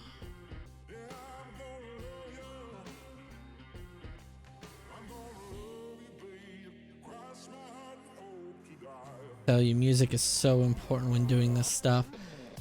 Eventually I'm gonna try and get a lot faster. Maybe potentially get to at least 2 or 3 images per stream. But right now it looks like it's gonna be an average of about 1. I just have to get faster at the whole this process. I've changed like 4 times in the past year, so it's just a matter of getting faster with it.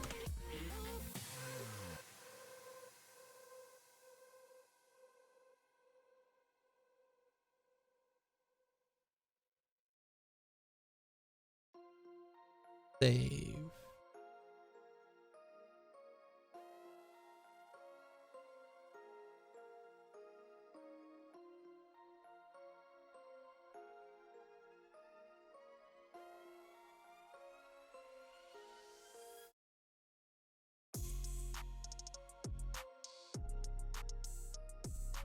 So I'm going to take everything below this layer.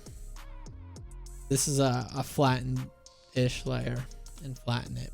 What this will do is just save memory. It's going to free up and allow my computer to run a little bit faster. All right, so we're going to do some color grading here. A new technique I've been learning is how to do the color grading using overlays. So that's what we're going to try and do.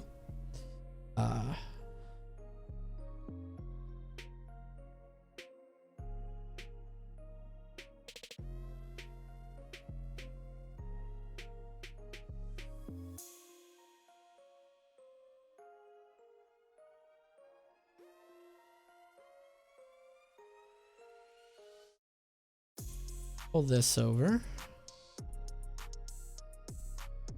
And I save all my cropping to the end in case. Cropping and liquefy are usually the last things that I do. Although I could do the liquefy step now. Yeah, you know what? Before we do the overlays, let's go ahead and Control-Shift-Alt-E. Flatten document. Then I lose this. Okay, nope. Let's keep this. All right, so we have this layer here. Let's right, and you can use any of the the various. Open it up because I imported it as a smart object. And we are going to brighten it up. So I get my Photoshop to work again. Photoshop, what happened?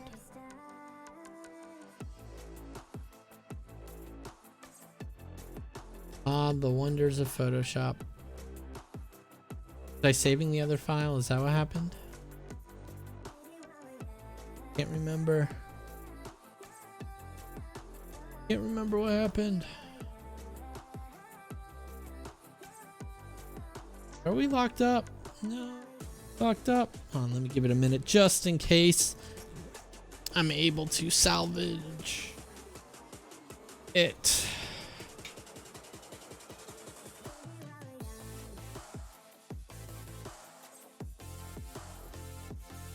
Try and get it working here in just a second. And I don't think it is. I think it's just fully locked up. Yep. All right.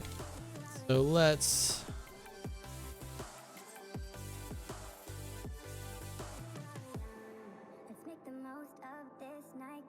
get Photoshop and end that task.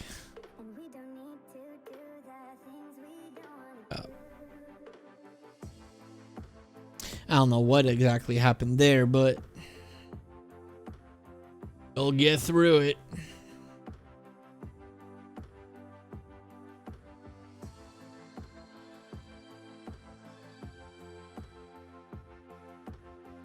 All right.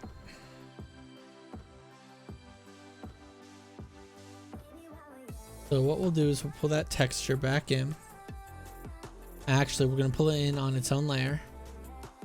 I want to do some modifications to it first. So the first thing we're going to do is run a curves on it. Brighten it up.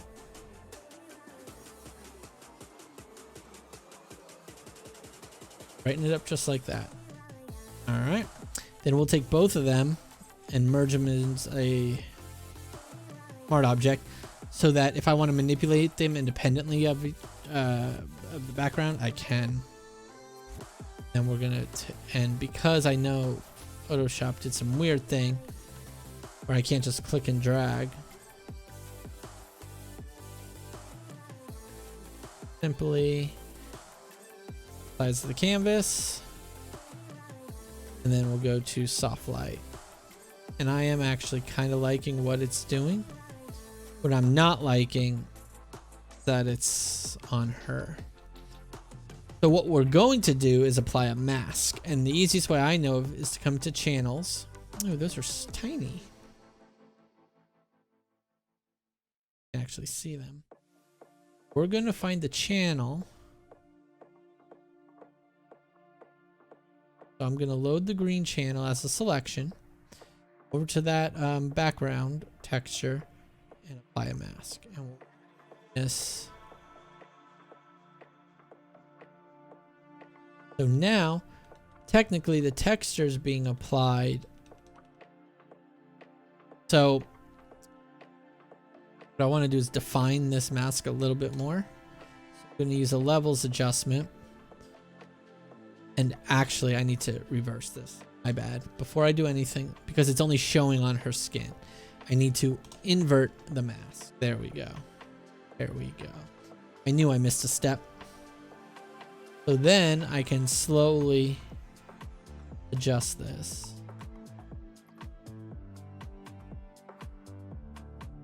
That's pretty good. And then let's pull another piece of texture in. This looks fun.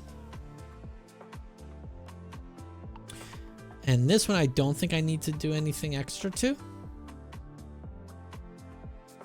So we'll just click and drag it over. I need to click that little checkbox next time. Pop this there. That it's a soft light. And we're going to do the same thing. We're going to copy that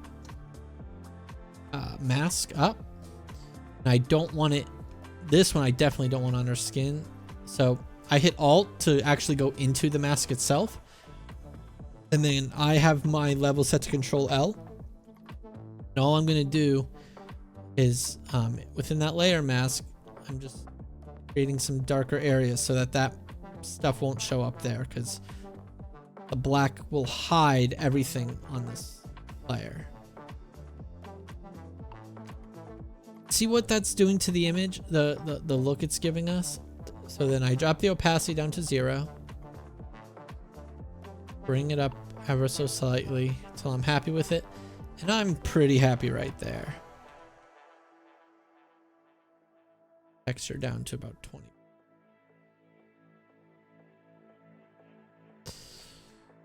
Alright, so we'll group those together.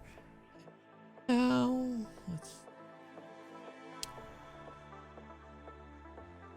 now I can either run. You know what?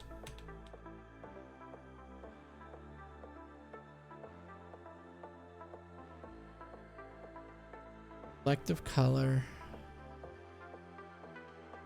Controls.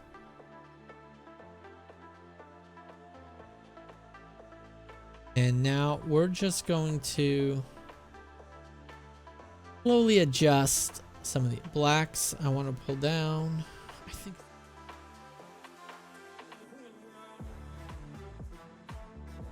a little magical number here. And then we can come into our yellows. And this is all kind of color grading. So you can get your image to have the look that you want. Yeah. Alright, so now there is this action, and this I just learned yesterday, and we're gonna see how this looks. So, we're gonna, this image, filter, camera raw filter.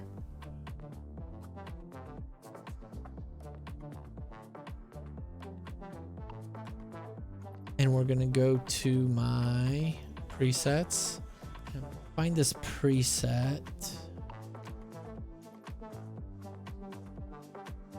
Gonna make the picture all wonky. Ever since they updated this, it was running slow for me yesterday too.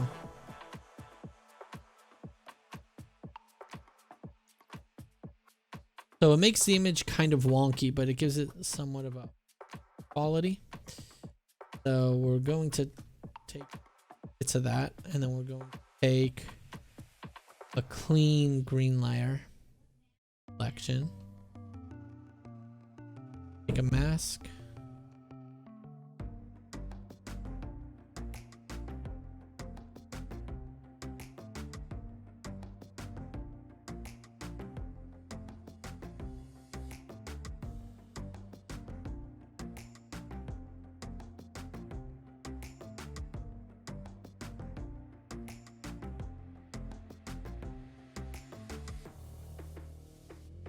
My sister's going to get me food.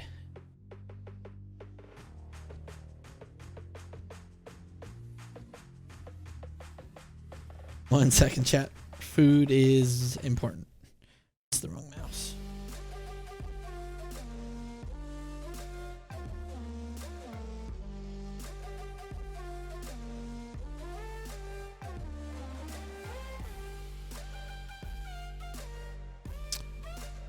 I want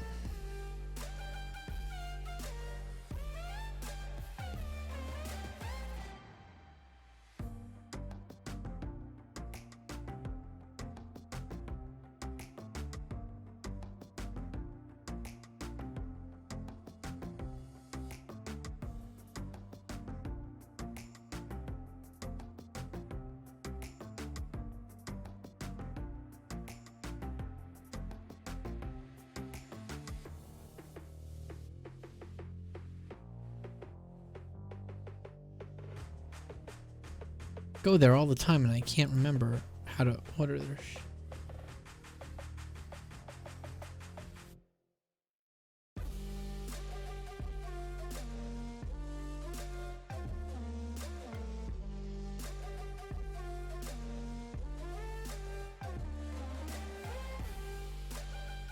Do do do do do do do.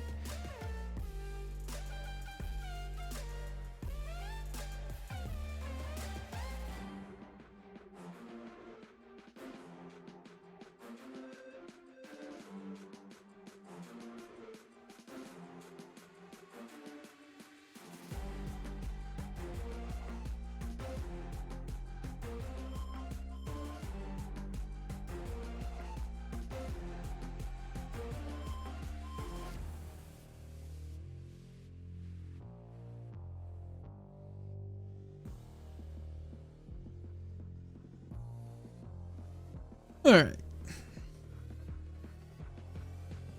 Who needs DoorDash when you have your sister? Okay. So what we're going to do now, as I was saying, we applied this weird preset, which I have to figure out how it works. I downloaded this, and it's actually a really fun preset.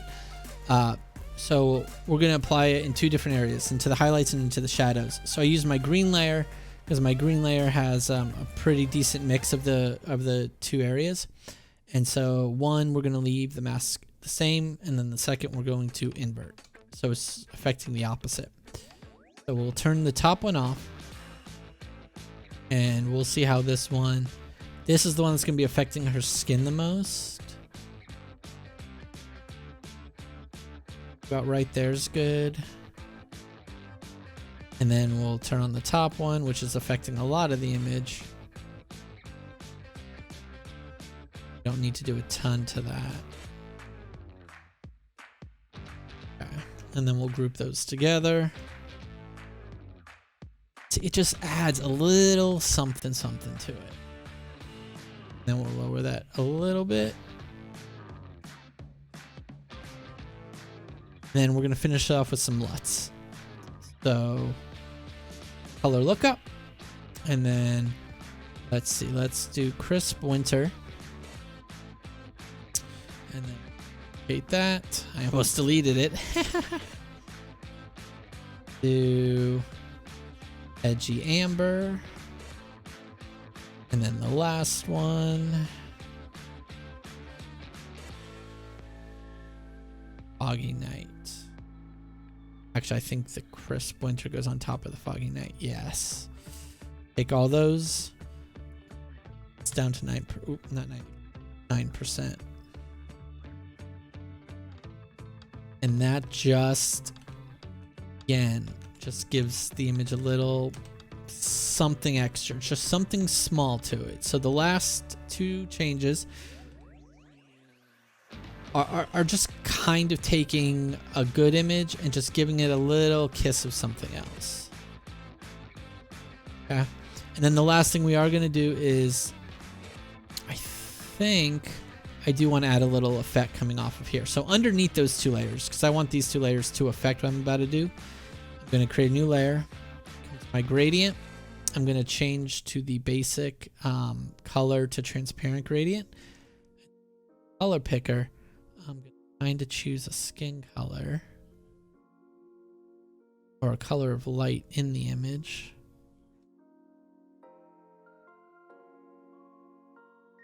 Somewhere here. Okay, so now we don't want it on her face as much and stuff because we're losing contrast from it. So we can do soft light if we want. Oh, I kind of like that. So let's leave this one on soft light. Create a duplicate of it. Put it on normal. Put a layer mask on it, and then I have some of these brushes. I thought I had some brushes in here yesterday. Let's see. Special effect. Mega pack. Fog brushes in here. Effects. Water. Smudge. I'm looking for some type of fog or cloud effect.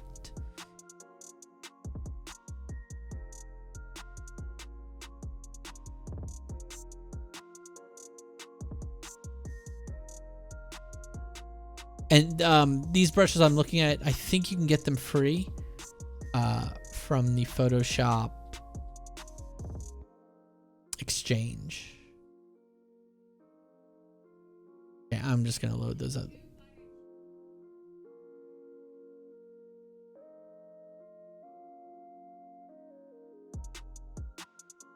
My sister apparently does not know to Alright, so we're gonna load those brushes. I must have had a crash yesterday or something, which is why I didn't save my brush. Alright, so I want to. So now what I'm gonna do, paint black low of like 5%. Black.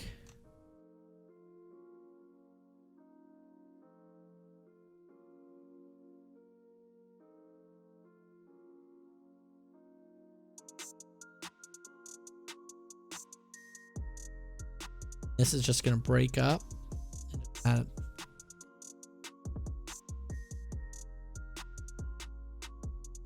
off her face. And if I need to, I can just use white to kind of paint it back in a little bit.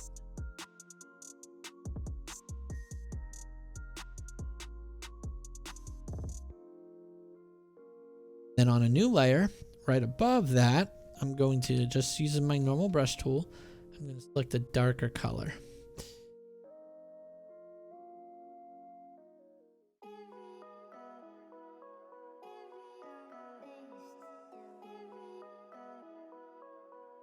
Add a little bit more realism to the atmosphere.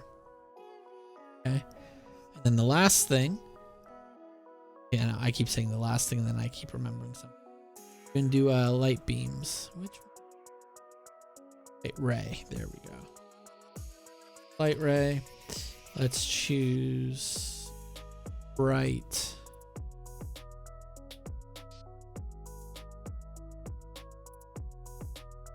Direction with the color.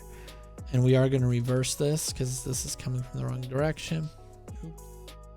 And I think we're going to go 0, 0. Oops. 0, 0. Donnelly. A little bit more. Bam. Light rays. Okay. Then we're going to do the same thing again. Put a mask. Grab a brush. Not the light ray brush this time. We're going to go back to that fog brush. Black. Low flow. Gotta remember the low flow. Face. Kind of. It's okay that it hits her body. I just really don't want it in her face. Fade it out a little bit over here so it's not so harsh.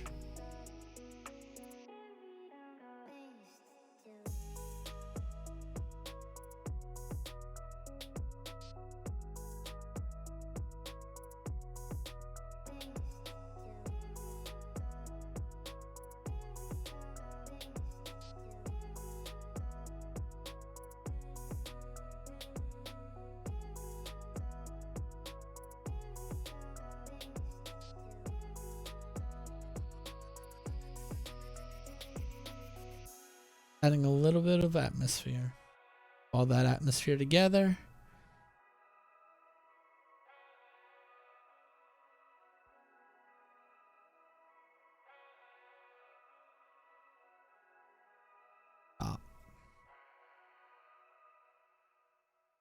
That last step, we went from this to,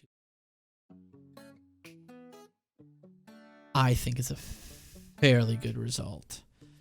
We have some blocking and stuff down here, but that's okay. So now, what we can do is crop. Now, I'm actually okay with the way this image is. Perfectly honest. We're just going to fix it up a little bit with a liquify. So what we're going to do is create a layer, full flattened layer on top. Control Shift Alt E to create this. And we'll create a copy of it, and we'll name this filter liquify. Okay. So what I'm gonna do first and foremost, make sure you're on the right tool.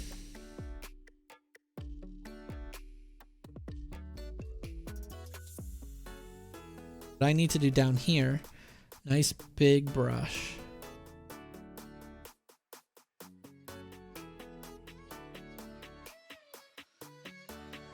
By pants.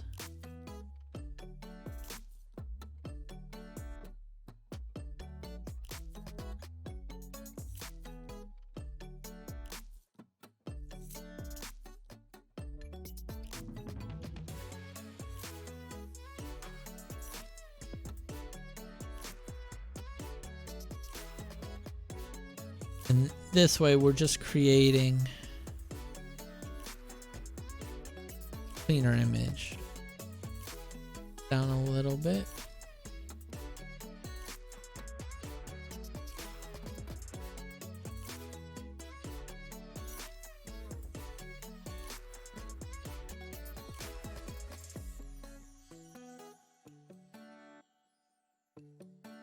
Back.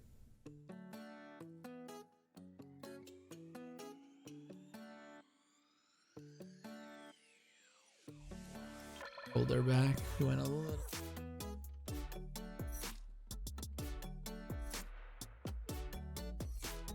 Air. Volume.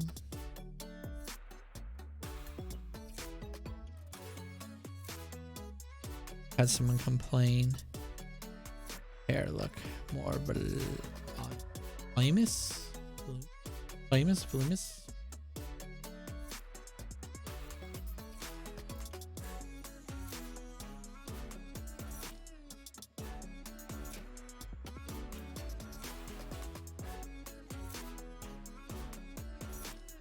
I think we're pretty good there. So that's the before.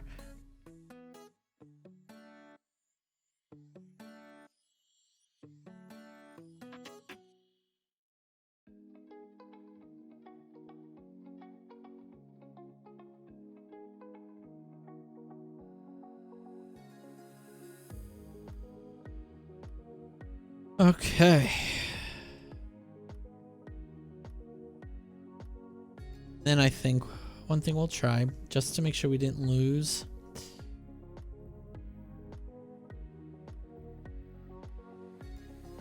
Fast in the face. We'll invert regular brush.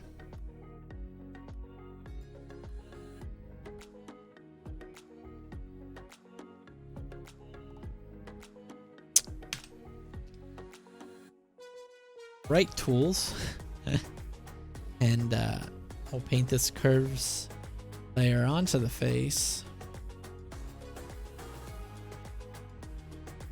Give us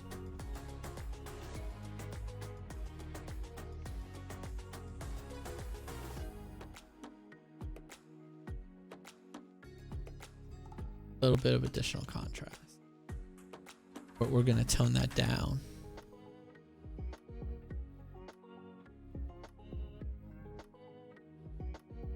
So it's only affecting the light values.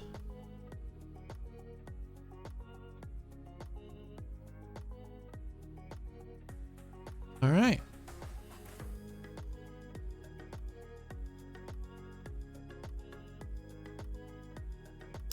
So from our cleanup step,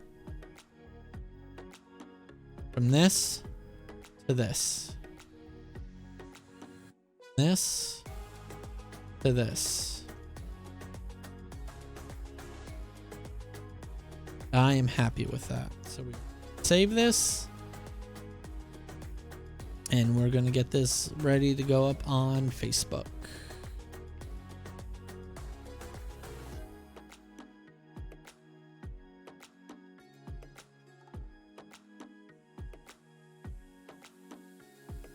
I don't need to crop it. I may want to hit some rule of thirds. Yeah, let's that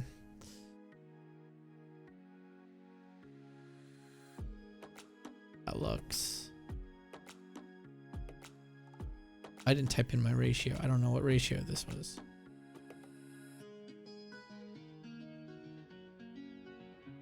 It's not a ratio, so let's try it 5:7.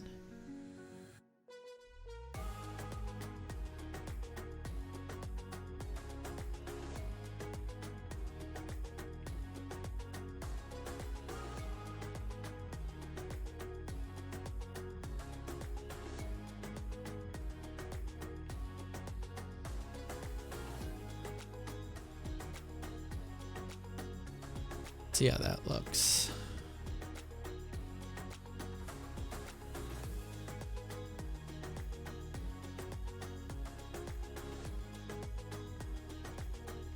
A little bit of an issue at the bottom.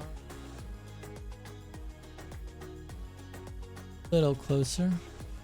Should not be trying to do this while the computer's trying to save.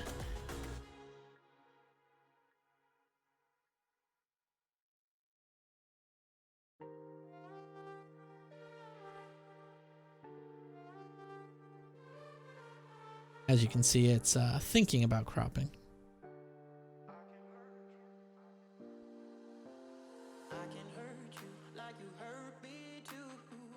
That looks so good.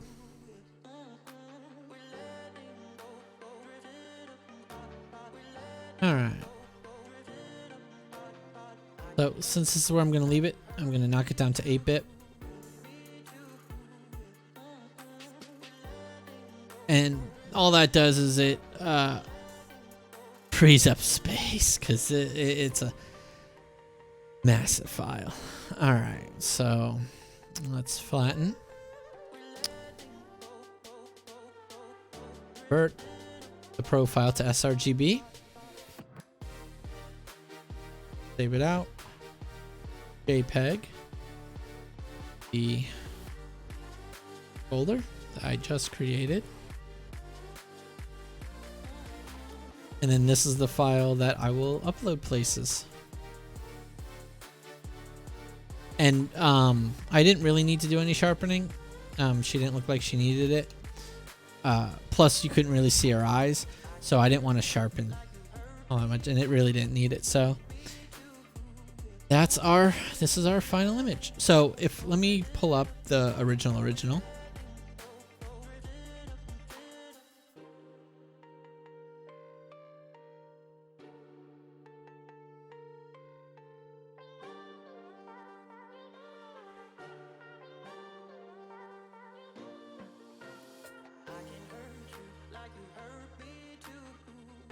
So this is our retouch layer. We'll take down to 8 bits as well.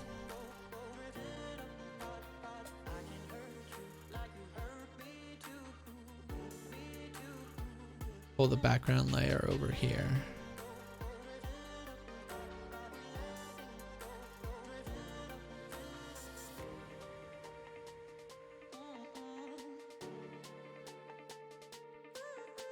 So I don't think it's going to line up.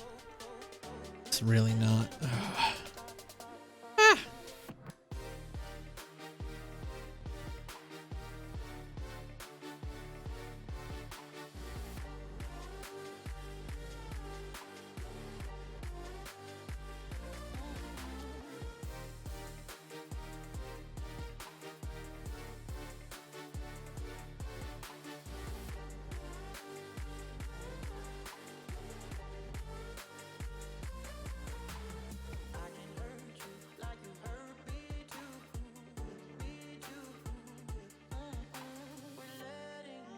That should be close. There's gonna be a little shift. Obviously, it's not gonna match up 100% perfectly because of the but this is the original image, and that's what we have now. This is the one that was straight out of Capture One. So.